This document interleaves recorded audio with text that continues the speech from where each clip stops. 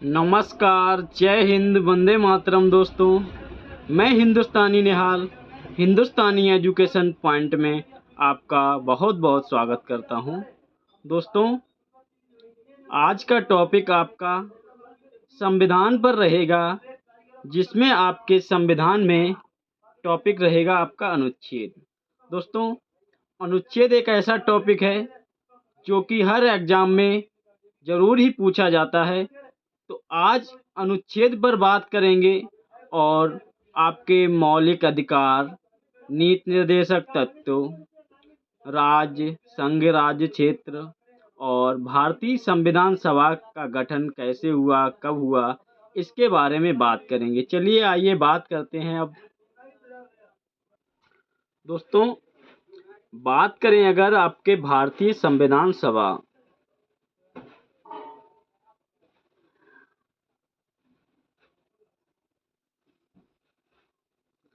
भारतीय संविधान सभा, तो दोस्तों इसका जो शुरुआत हुई थी, इसकी शुरुआत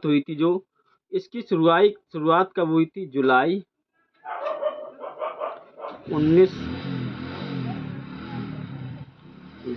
1946 को। आपके जुलाई 1946 को शुरुआत हुई थी इसकी। और दोस्तों, अगर बात करें संविधान सभा के कुल सदस्यों की संख्या, तो दोस्तों कुल सदस्य कितने थे?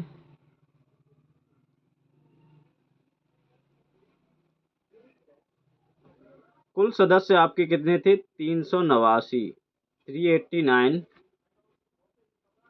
ये आपके कुल सदस्य निश्चित किए गए थे।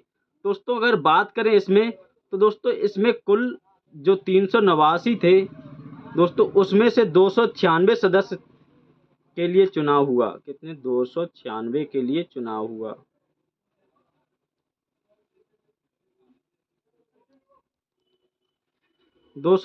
के लिए चुनाव हुआ। और जिनमें दोस्तों जो आपके 389 थे, और इनकी बात करें तो दोस्तों इसमें 292 ब्रिटिश के थे। 292 ब्रिटिश के थे। और दोस्तों 4 चीफ कमिश्नर थे और करीब 93 देशी रियासतों के प्रतिनिधि थे। तो इसकी शुरुआत जुलाई 1946 में हुई थी संविधान सभा की। और इसकी प्रथम बैठक की बात करें, आराम से समझेंगे धीरे धीरे। प्रथम बैठक की अगर बात करें दोस्तों इसकी, तो इसकी जो दोस्तों प्रथम बैठक हुई थी वो आपके 9 दिसंबर 1946 को हुई थी।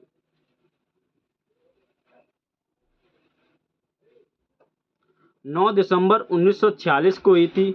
और कहाँ पर हुई थी? नई दिल्ली काउंसिल चैम्बर में हुई थी, जो कि पुस्तकालय भवन है। नई दिल्ली पुस्तकालय भवन में काउंसिल चैम्बर था, जो पुस्तकालय भवन था, उसमें हुई थी दोस्तों।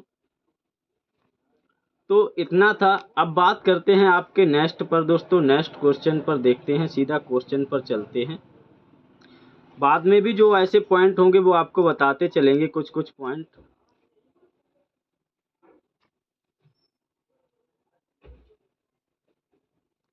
आपका पहला क्वेश्चन है, संविधान सभा द्वारा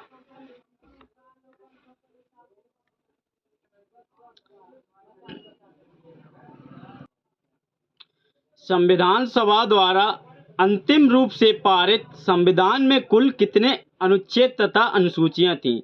दोस्तों, जो संविधान सभा द्वारा अंतिम रूप से पारित हुआ था संविधान, उसमें कुल कितने अनुच्छेद तथा अनुसूचियां थी?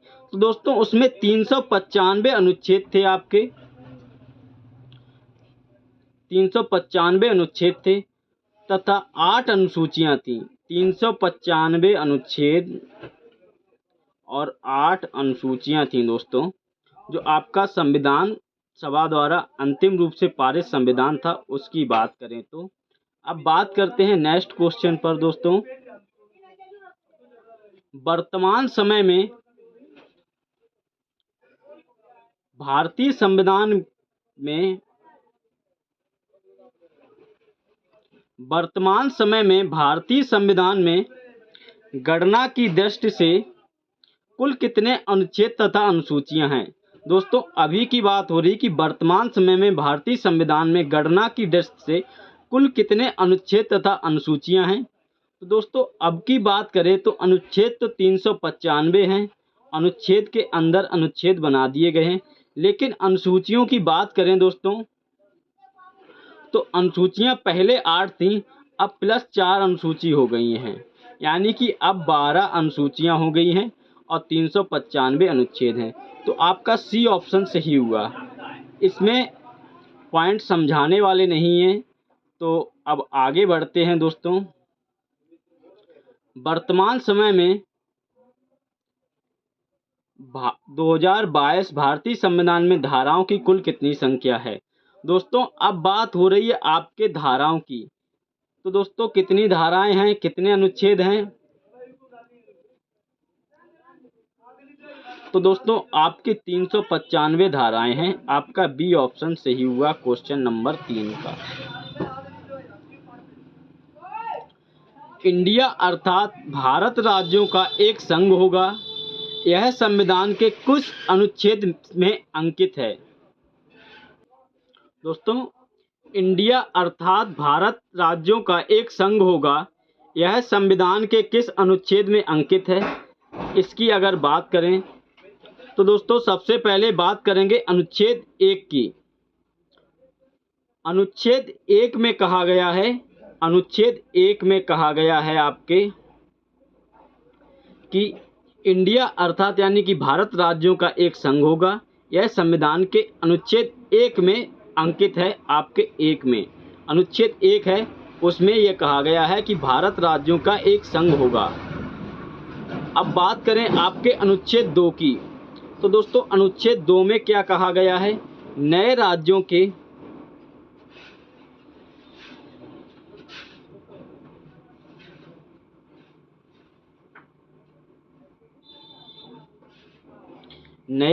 के स्थापना का प्रावधान।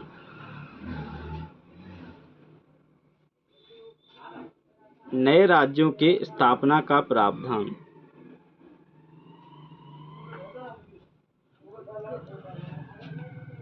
आपके अनुच्छेद 2 में कहा गया है। अब दोस्तों बात करें अनुच्छेद 5 की। तो अनुच्छेद 5 में क्या कहा गया है। अनुच्छेद 5 में आपके कहा गया है कि संविधान की शुरुआत में नागरिकता का प्रावधान, यानी कि जो संविधान की शुरुआती में जो नागरिकता का प्रावधान था वो आपके अनुच्छेद 5 में कहा गया है। अनुच्छेद 5 में आपके क्वेश्चन नंबर 4 का ऑप्शन नंबर ए सही हुआ। और अनुच्छेद 2 में नए राज्यों के स्थापना का प्रावधान और अनुच्छेद 5 में कहा गया है आपके कि संविधान की शुरुआती में नागरिकता का प्रावधान।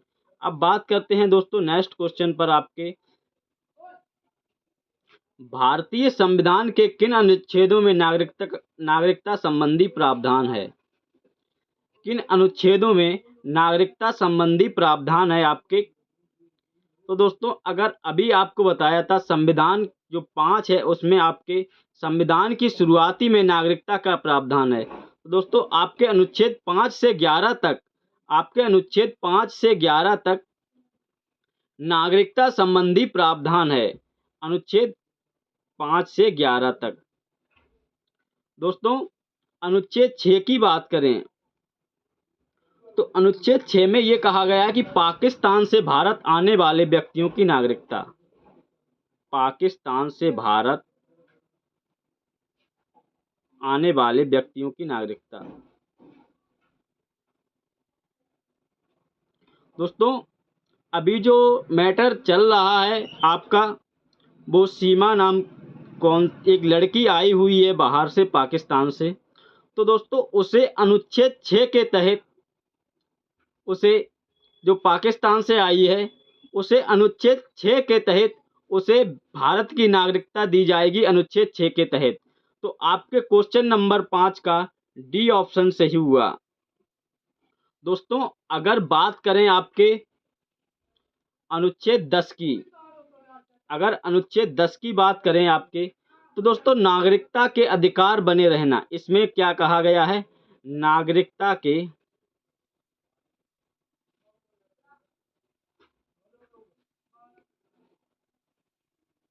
नागरिकता के अधिकार बने रहना।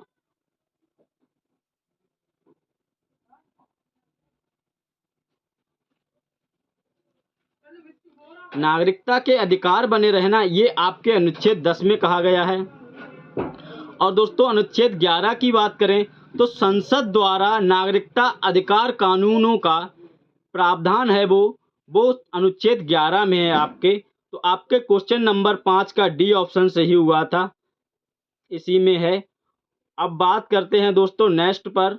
ये याद रखें कि जो लड़की आई है पाकिस्तान से अपने इंडिया में, उसे अनुच्छेद 6 के तहत जो पाकिस्तान से व्यक्ति आते हैं उन्हें भारत की नागरिकता दी जाती है अनुच्छेद 6 के तहत। आपका अनुच्छेद 6 के तहत, इसे याद रखें। अब बात करते हैं दोस्तों नेक्स्ट क्वेश्चन पर। आपके नेक्स्ट क्वेश्चन है, भारतीय संविधान के किन अनुच्छेद में नागरिकता संबंधी प्रावधान है? किसमें है दोस्तों? तो आपके अनुच्छेद 5 से 11 तक है। अभी ये क्वेश्चन रिपीटेड हो गया, इसमें ही है। अब बात करते हैं दोस्तों नेक्स्ट क्वेश्चन पर। आपके निम्नलिखित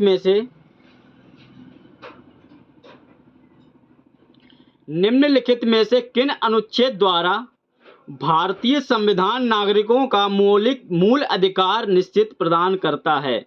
मूल अधिकार निश्चितता प्रदान करता है, ये आपसे पूछा जा रहा है किस अनुच्छेद के अनुसार? तो दोस्तों जो आपका अनुच्छेद 12 से 35 तक है, दोस्तों अनुच्छेद 12 से 35 तक है। ये भारतीय संविधान नागरिकों को मौलिक अधिकार निश्चितता प्रदान कराता है। आपका जो अनुच्छेद 12 से 35 तक है, 12 से 35 तक दोस्तों, 12 में क्या दिया गया है? राज्य की परिभाषा। राज्य होगा उसकी परिभाषा दी गई है अनुच्छेद 12 में। और दोस्तों अनुच्छेद 13 की बात करें, मौलिक अधिकारों पर नियंत्रण करने की विधियां। अनुच्छेद 13 की बात करें, आपके अनुच्छेद 13 की बात करें तो मौलिक अधिकारों पर नियंत्रण करने की विधियां अनुच्छेद 13 में दी गई हैं। और दोस्तों अनुच्छेद 14 से 18 तक आपका समानता का अधिकार है, जिसमें अनुच्छेद 14 में कहा गया है कानून के समक्ष समानता। और दोस्तों 15 में कहा गया है धर्म, जाति, लिंग, जन्म स्थान आदि के आधार पर कोई भी भेदभाव नहीं होगा, ये कहा गया। और दोस्तों अनुच्छेद 17 है, उसे तो आप अच्छे से जानते होंगे, अगर आप कंपटीशन की तैयारी कर रहे हैं, वो कोई नहीं भूलता है। अनुच्छेद 17 की अस्पृश्यता का अंत, जो छुआछूत है, अस्पृश्यता का अंत अनुच्छेद 17 में है। और दोस्तों आपका अनुच्छेद 18 है। अनुच्छेद 18 में बोला गया है कि उपाधियों का अंत। ऐसा नहीं है कि कोई एक बार बन गया राजा, के पहले का टाइम था कि राजा बन जाते थे तो उनका बेटा होता था वो राजकुमार होता था, उनकी पत्नी थी वो रानी बन जाती थी, और ऐसा ही चलता था। ऐसा नहीं होगा। अनुच्छेद 18 में कहा गया है कि उपाधियों का अंत है। अब दोस्तों बात करते हैं आपके नेक्स्ट क्वेश्चन पर। आपका क्वेश्चन नंबर 7 का ये ऑप्शन सही है, इसे याद रखें।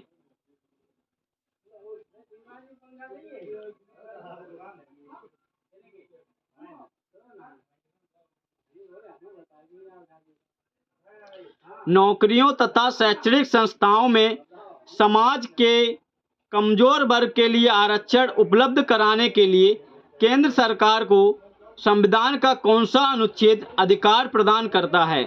क्वेश्चन नंबर 8 है आपका।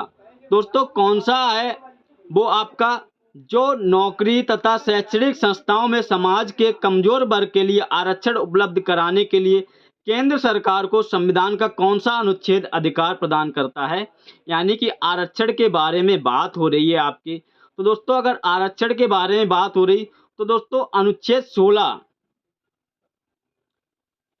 ये आपका है। इसमें ये अधिकार दिया गया है सभी को जो कमजोर वर्ग के लिए हैं, और लोक नियोजन के अवसरों में सभी को समानता, ये आपके अनुच्छेद 16 में कहा गया है। दोस्तों भारतीय संविधान का कौन सा अनुच्छेद अस्पृश्यता का उन्मूलन तथा किसी भी रूप से उसके इसमें इसके आचरण का निषेध करता है। तो अभी आपको बताया था कि अनुच्छेद 17 इससे संबंधित है। आपका अनुच्छेद 17 ये अस्पृश्यता का निषेध करता है। दोस्तों 22 में क्या बोला है, कुछ दशा में गिरफ्तारी से संरक्षण। अगर आपकी जो गिरफ्तारी हो रही है तो उसमें संरक्षण मिल सकता है कुछ दशाएं, जैसे आप पहले से बेल ले लेते हैं। और दोस्तों जो 21A है आपका शिक्षा का अधिकार है, उसमें 21A में शिक्षा का अधिकार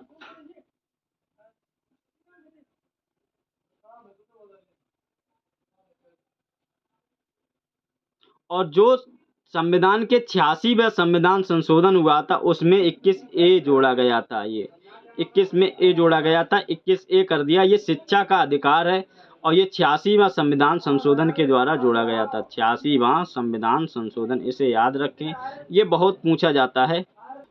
और दोस्तों जो आपका अनुच्छेद 28 है, अनुच्छेद 28 में क्या दिया गया है कि सरकारी शिक्षण संस्थानों में, जैसे आपके कॉलेज हैं, स्कूल हैं या कोई भी सरकारी शिक्षण संस्थान है, उसमें धार्मिक शिक्षा नहीं दी जाएगी।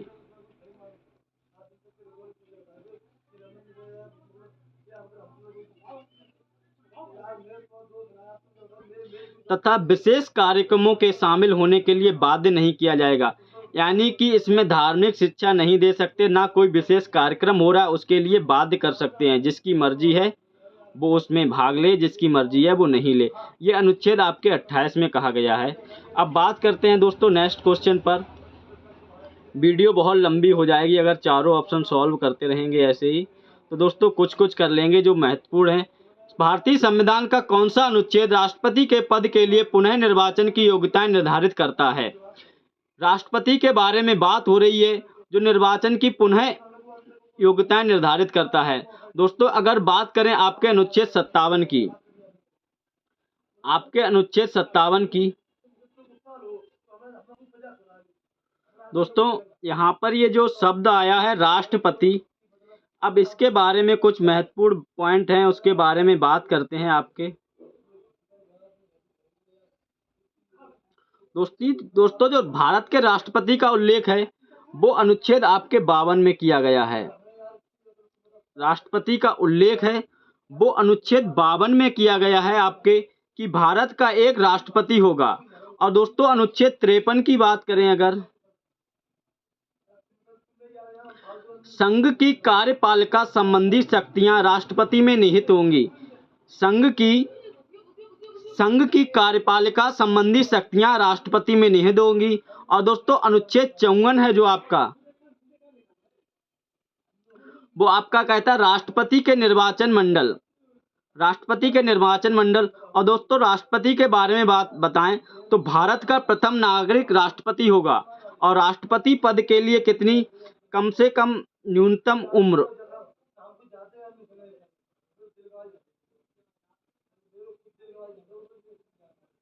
राष्ट्रपति के पद के लिए न्यूनतम उम्र यानी कि कम से कम 35 वर्ष होनी चाहिए, 35 वर्ष होनी चाहिए। और दोस्तों राष्ट्रपति पर महाभियोग लगाया जा सकता है, महाभियोग, वो अनुच्छेद 61 के तहत, अनुच्छेद 61 के तहत राष्ट्रपति पर महाभियोग लगाया जा सकता है।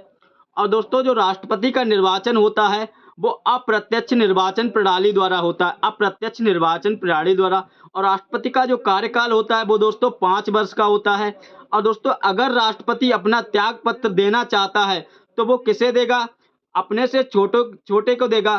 तो वो अपना राष्ट्रपति अगर त्याग पत्र देना चाहता है तो दोस्तों वो अपना त्याग पत्र उपराष्ट्रपति को देगा।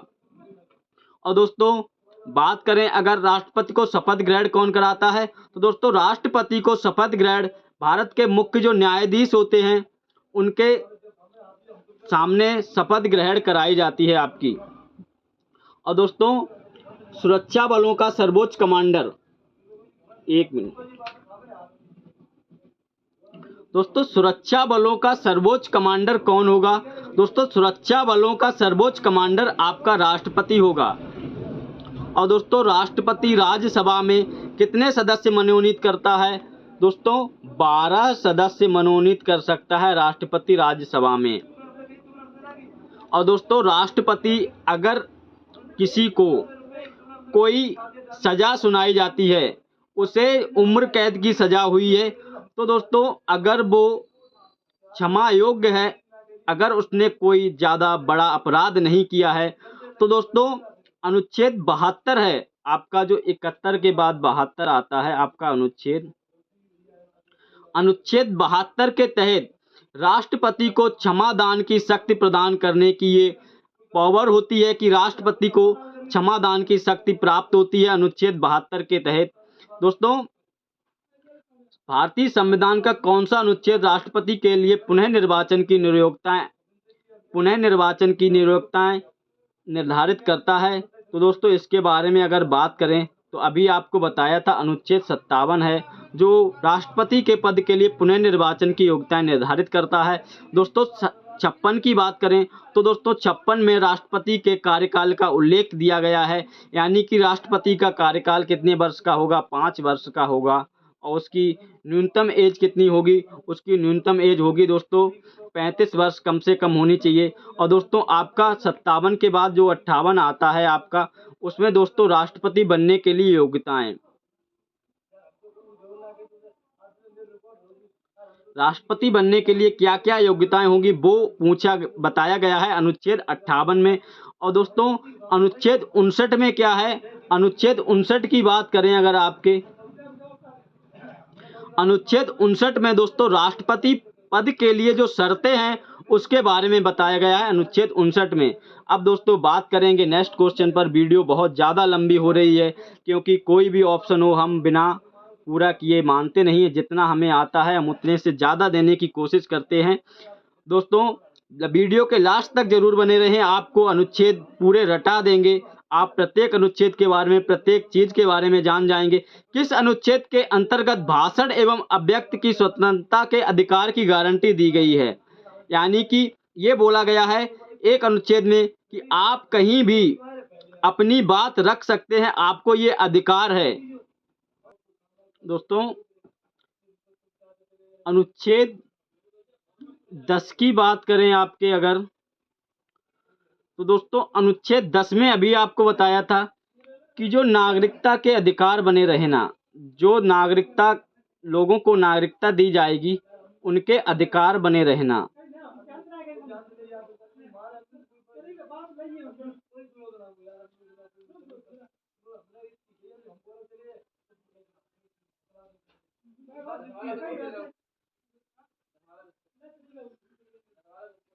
नागरिकता के अधिकार बने रहना अनुच्छेद 10 में कहा गया है। अनुच्छेद 15 की बात करें तो दोस्तों अनुच्छेद 15 में आपके बोला गया जाति, धर्म, लिंग या स्थान के नाम पर किसी से भी कोई भी भेदभाव नहीं किया जाएगा। और दोस्तों अगर अनुच्छेद 19 की बात करें दोस्तों, अनुच्छेद 19 में बोलने और अभिव्यक्ति की आज़ादी दी गई है कि अनुच्छेद ए में बोला गया है, 19A में बोला गया है कि बोलने की स्वतंत्रता है, आप बोल सकते हैं। और अनुच्छेद 19B है दोस्तों, उसमें ये कहा गया है जैसे कि हम लोग कहीं धरना प्रदर्शन करते हैं तो दोस्तों कहीं भी हम शांतिपूर्वक बिना हथियार के कहीं पर इकट्ठा हो सकते हैं। और दोस्तों अनुच्छेद 19C है, उसमें संगठन या संघ बनाने की स्वतंत्रता है, संगठन या संघ बनाने की स्वतंत्रता है। जैसे कि आपका संगठन या संघ चलता है बजरंग दल, उसमें 19C के तहत ये स्वतंत्रता दी गई है कि आपका संगठन या संघ बनाने की स्वतंत्रता है। और 19B में ये कहा गया शांतिपूर्वक बिना किसी हथियार के, लाठी डंडे चाकू भाला के आप कहीं पर भी अपना इकट्ठा हो सकते हैं, अपनी मीटिंग करना चाहते हैं कर सकते हैं। अनुच्छेद 19 में बोला गया है कि आप अपने अभिव्यक्ति है, आपको भाषण देने की यानी कि बोलने की और आपके अभिव्यक्ति की स्वतंत्रता के अधिकार की गारंटी अनुच्छेद 19 के तहत। तो आपके ये चारों ऑप्शन डिफाइन हो गए। अब बात करते हैं दोस्तों नेक्स्ट क्वेश्चन पर। अनुच्छेद 12 के बारे में बात करें दोस्तों, अनुच्छेद 12 में निम्नलिखित में से किस अनुच्छेद में प्रेस की स्वतंत्रता दी गई है? दोस्तों प्रेस की स्वतंत्रता किस में दी गई है? अनुच्छेद 19I है जो आपका, उसमें प्रेस की स्वतंत्रता दी गई है अनुच्छेद 19I। और 21A को भी बताया था आपका शिक्षा के अधिकार से है। और दोस्तों अनुच्छेद आपका 23 है, उसमें मानव के साथ दुर्व्यवहार और बलात् श्रम पर प्रतिषेध, यानी कि उस पर कोई भी मानव है अगर वो श्रम कर रहा है तो उस पर कोई भी दोस्तों दुर्व्यवहार नहीं किया जाएगा। आपका ये अनुच्छेद 23 में बोला गया है, अनुच्छेद 23 में। और अनुच्छेद में प्रेस की स्वतंत्रता दी गई है, तो आपका ए ऑप्शन सही होगा, ए। अब बात करेंगे दोस्तों नेक्स्ट क्वेश्चन पर। मौलिक अधिकारों के अंतर्गत कौन सा अनुच्छेद के शोषण से संबंधित है? बच्चों के शोषण से संबंधित है दोस्तों अगर बात करें अनुच्छेद 24 की, अनुच्छेद 24 की बात करें तो दोस्तों उसमें बच्चों के शोषण से संबंधित है। अनुच्छेद 24 आपका बच्चों के शोषण से संबंधित है। इसमें यह बोला गया है कि जो 6 से 14 वर्ष तक, 6 से 14 नहीं, 14 वर्ष से कम उम्र के बच्चे हैं, उन्हें कारखानों में, भारी सामान में और खतरनाक कार्य में नहीं लगाया जा सकता। अगर ऐसा पाया जाता है तो आप पर कानूनी कार्रवाई की जाएगी। ये बच्चों के शोषण से संबंधित है आपका अनुच्छेद 24।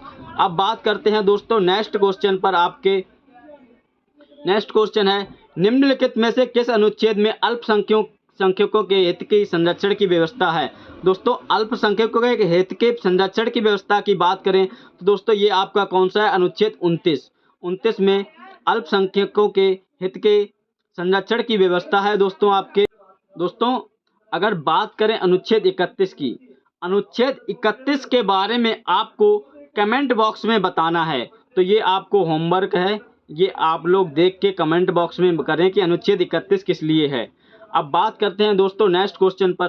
कौन सा अनुच्छेद के अंतर्गत भारत का सर्वोच्च न्यायालय नागरिकों के मौलिक अधिकारों की रक्षा करता है?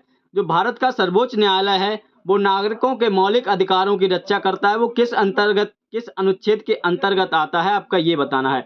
दोस्तों जो अनुच्छेद 32 है इसके अंतर्गत आता है आपका, अनुच्छेद 32 के अंतर्गत, अनुच्छेद 32 के अंतर्गत आपका आता है ए ऑप्शन, यानी कि दोस्तों यानी कि अनुच्छेद 32 आपका। अब बात करते हैं नेक्स्ट क्वेश्चन पर दोस्तों। भारतीय संविधान के अंतर्गत कल्याणकारी राज्य की अवधारणा निम्नलिखित में से किस अनुच्छेद में वर्णित है? कल्याणकारी राज्य की अवधारणा किस अनुच्छेद में वर्णित है आपके? तो दोस्तों ये अनुच्छेद 39 है आपका। दोस्तों जो अनुच्छेद 39 है उसमें दिया गया है कल्याणकारी राज्य की अवधारणा किस अनुच्छेद में वर्णित है? आपके अनुच्छेद 39 में है। और दोस्तों अनुच्छेद 17 में क्या है? अनुच्छेद 17 में आपके अस्पृश्यता का अंत, यानी कि छुआछूत का अंत करना है। अनुच्छेद 17 में आपका 16 का बी ऑप्शन सही हुआ। और दोस्तों अगर बात करें आपके 40 की, तो दोस्तों इसमें क्या कहा गया कि ग्राम पंचायतों के गठन का प्रावधान, ग्राम पंचायतों के गठन का प्रावधान अनुच्छेद 40 में है आपके।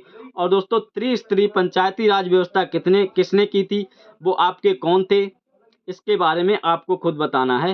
दोस्तों राजस्थान के थे, इतना भी बता दिया, उन्होंने त्रिस्तरीय पंचायती राज व्यवस्था चालू की थी।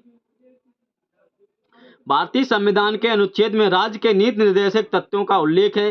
नीति निर्देशक तत्वों का उल्लेख किसमें है दोस्तों आपके? तो दोस्तों 36 से 51 तक आपके हैं। तो दोस्तों 36 से 51 तक या 36 से 52 तक, कहीं कहीं पर 52 भी दिया है।